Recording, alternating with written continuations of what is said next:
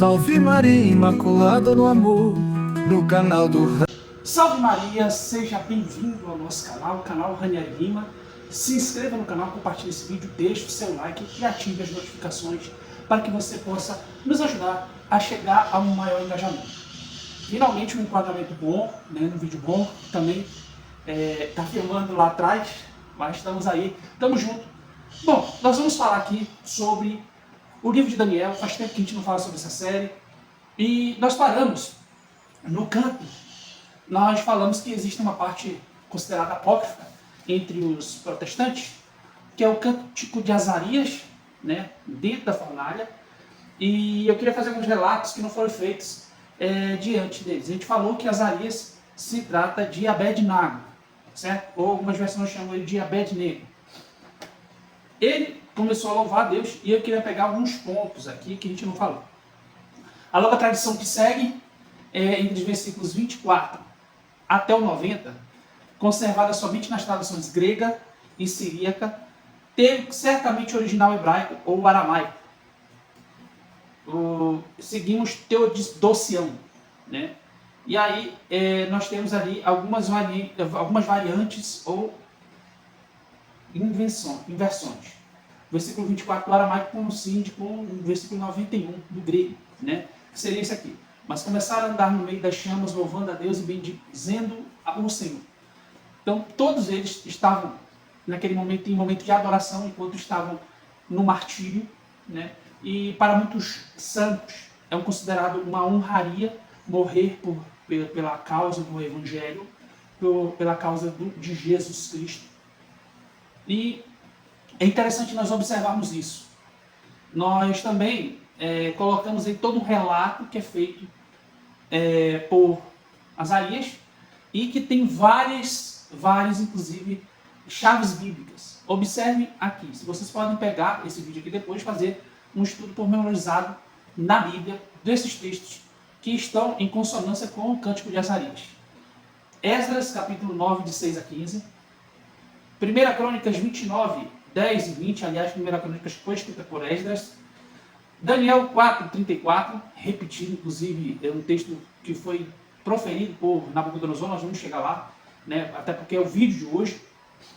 Neemias 9, 33, Apocalipse 16, 7 e 19, 2, Daniel 9, de 5 a 8, Baruque 1, 17, para quem tem a Bíblia Católica, né, Tobias 3, de 2 a 6, para quem tem a Bíblia Católica, Isaías 59, 12, 13, Neemias 1, 7, Deuteronômio 28, que é um texto de bênçãos, né, conhecido biblicamente, Levítico 26, 14 ao 38, Levítico 26, 38, Deuteronômio 28, 63, Êxodo 32 e assim por diante. Daqui alguns dos versículos que estão em consonância com o cântico de Azarias, né, tido como apócrifo.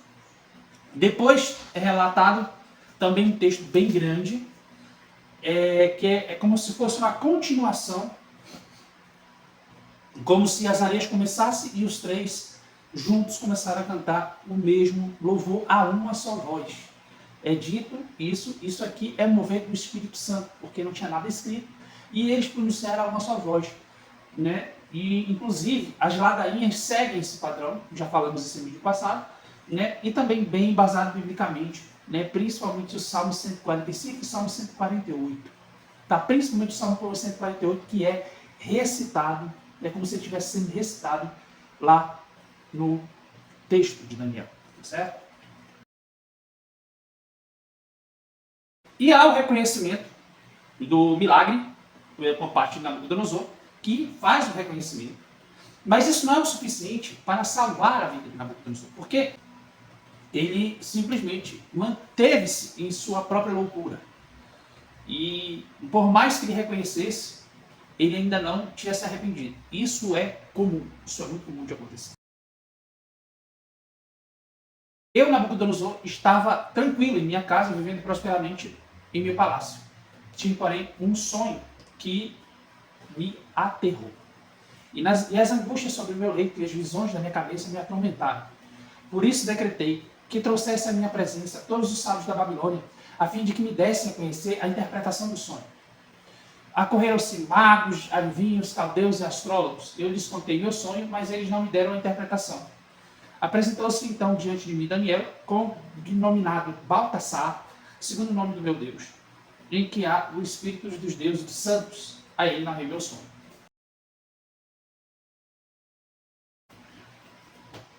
Primeiramente, observa na fala de Nabucodonosor que ele nunca deixou de venerar o Deus dele.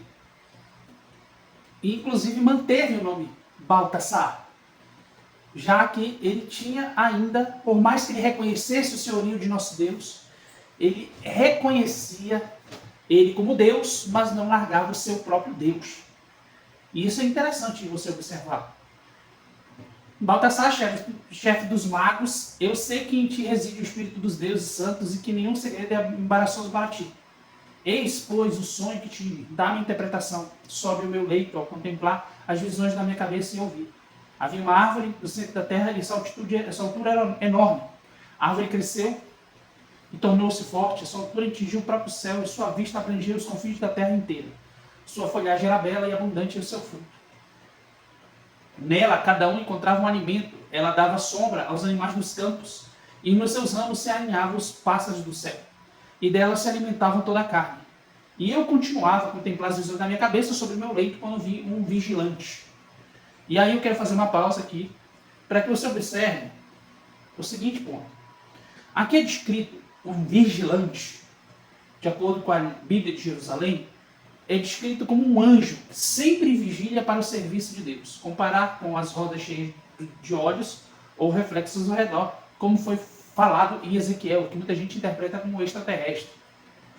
E o título de olhos do Senhor, dado aos anjos em Zacarias capítulo 4, versículo 10b. O termo vigilante exclusivo de Daniel, na Bíblia, é bastante frequente nos apócrifos, notadamente no livro de Enoque, nos jubileus e nos testamentos dos patriarcas, bem como no documento de Damasco. Ele significa os arcanjos e muitas vezes os arcanjos decaídos. Na tradição posterior, os vigilantes são os anjos da guarda, que inclusive é colocado dessa forma na Igreja Católica. Bom, então vamos lá, vamos continuar aqui. Então os vigilantes, um santo que descia do céu e que bradava com voz possante: derrubai a árvore, cortai seus ramos, arrancai suas folhas, jogai fora os seus frutos. Fujam os animais do seu abrigo e dos pássaros deixem seus ramos. Mas fiquem na terra o toco e as raízes com cadeias de ferro e de bronze, por entre a relva dos campos, seja ela banhada pelo orvalho do céu, e que a erva da terra seja sua parte com os animais do campo. Seu coração se afastará dos homens, coração de fera ser-lhe-á dado, e 7 tempos passarão por ela, sobre ela. Eis a sentença dos que pronunciam os vigilantes, a questão decidida pelos santos, a fim de que todo ser vivo saiba que o Altíssimo é quem domina sobre o reino dos homens. Ele concede a quem lhe apraz, e pode a ele exaltar o mais humilde entre os homens. Tal é o sonho que eu, Nabucodonosor, tive. Tu, Baltassar, dá-me agora a sua interpretação, pois nenhum dos sábios do teu reino foi capaz de me fazer conhecer a interpretação, mas tu bem o podes, pois em ti se encontra o Espírito dos deuses santos. Bom, inclusive esses relatos são descritos em Daniel, capítulo 2, 28, em Jeremias, capítulo 27, versículo 5, e em Jó, capítulo 36, versículo 7. Então Daniel vai dar a interpretação dos sonhos, né? Em nenhum momento o Daniel é chamado de Daniel, tá? Isso aqui é bem claro no estudo. E ele ficou desconcertado por alguns instantes e seus pensamentos se perturbaram. O rei, tomando a palavra, falou-lhe: Baltassar, não te perturbe o sonho nem a interpretação. Baltassar, porém, respondeu: meu senhor, que este sonho seja para os que te odeiam, e a interpretação para os teus adversários. Esta árvore que viste, grande e vigorosa, cuja altura chegava até o céu, e cuja vista abrangia a terra toda, com uma bela folhagem, és tu, ó rei, que te tornaste grande e poderoso, e cuja grandeza cresceu até chegar ao céu, estendendo-se o teu império até os confins da terra. Quanto ao fato de o rei ter visto um vigilante, um santo, descendo do céu, falando todo aquele relato lá, quanto à ordem de deixar o toco e as raízes da árvore, significa que teu reino será preservado para ti, até que haja reconhecido que o céu é esse que detém de tudo, né? No caso, ele deixou bem claro também, falando antes ali, que ele será expulso dentre os homens e com os animais do campo seria a morada dele. E que ele ia se alimentar da erva como os bois e será banhado pelo orvalho do céu. E aí passaram 7 tempos até que tenhas aprendido que o Altíssimo domina sobre o reino dos homens. Então, tudo isso aconteceu ao rei Nabucodonosor 12 meses depois do sonho, da revelação do sonho. O rei tomou a palavra dizendo: não é esta grande Babilônia que eu construí para fazer dela a minha residência real, pela força do meu poder e para a majestade da minha glória. Então, ou seja, nada que acontecia, nenhum evento sobrenatural surpreendia de fato Nabucodonosor, porque no final das contas, ele já se achava maior que os deuses que ele adorava. Então, as palavras ainda estavam na boca do rei quando uma voz caiu do céu. É a ti que se fala, ó rei Nabucodonosor. A realeza foi tirada de ti, e serás expulso da convivência dos homens, e com as feras do campo será tua morada. No mesmo instante, cumpriu-se a palavra de Nabucodonosor. Ele foi expulso da convivência dos homens, comeu erva como os bois. Seu corpo foi banhado pelo orvalho do céu, seus cabelos cresceram como penas de águia, suas unhas como garras de pássaro. No mesmo instante, cumpriu-se a palavra em Nabucodonosor. Ele foi expulso da convivência dos homens, comeu erva como os bois, seu corpo foi banhado pelo orvalho do céu, seus cabelos cresceram como penas de águia, suas unhas como garras de pássaro. Então, beleza. No tempo marcado, em 7 tempos, Nabucodonosor ergueu os olhos para o céu, a razão voltou-me e eu bendisse o Altíssimo, louvando e glorificando aquele que vive para sempre. Seu domínio é domínio eterno, seu reino subsiste de geração em geração. Nesse instante, a razão voltou a ele, e para a honra de minha realeza voltaram também a glória e o esplendor. Os meus conselheiros e dignatários vieram procurar-me. Fui estabelecido no meu reino e minha grandeza ainda foi acrescida. Agora, eu, Nabucodonosor, louvo, exalto e glorifico o Rei do céu, cujas obras são todas verdade, cujos caminhos são justiça. E ele sabe rebaixar os que procedem por soberba. Ok, gente, ok. Bem interessante essa colocação. E aí eu queria fazer alguns relatos, porque com essa situação do rei Nabucodonosor, claro que o filho dele ia se tornar rei. E não só isso, nós também temos relatos do rei Baltazar. Baltazar, que o nome babilônico seria Belchar-o-Sul. Então, ele é filho de Nabonido, filho de Nabucodonosor. Então, o neto de Nabucodonosor é o rei provisório. Ele fica sendo rei já por todo esse tempo, Nabonido, e depois, logo, consequentemente, Baltazar, que iria tomar de conta do reino, enquanto isso tudo, gente, passou muitos anos. Estamos falando de 70 anos. Tá bom?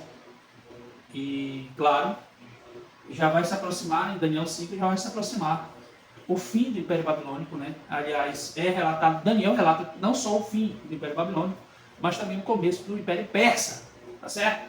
E é interessante você observar o quanto foi longevo Daniel. Porque Daniel, ele foi pego no início do governo de Nabucodonosor. Ele esteve durante todo o Império Babilônico, durante os 70 anos, e ainda pegou um pouco do exílio ainda, No caso, ele ficou 70 anos no exílio, ainda pegou um pouquinho desses 70 anos ali, dos persas, tá? Que vai morrer depois, e quem vai assumir esse posto é Esdras, Neemias e um panteão de profetas importantes, Ageu, Zacarias. Todos esses caras ajudaram na reconstrução de Jerusalém. Quando eles voltam do exílio, depois de 70 anos, voltam para Jerusalém. Tá certo? Então vamos pegar algumas falas aqui. Babilônia era uma das maravilhas do mundo antigo. Seu nome tornou símbolo das coisas humanas, que eram magníficas, mas frágeis. E além disso, símbolo do orgulho humano e demoníaco. Antítese da Jerusalém, que é a cidade de Deus descrita lá em Apocalipse, que retoma o tema dos profetas. Todo esse capítulo quer mostrar a humilhação desse orgulho. Nabucodonosor não recuperou o seu estado normal, senão ao converter-se ao verdadeiro Deus.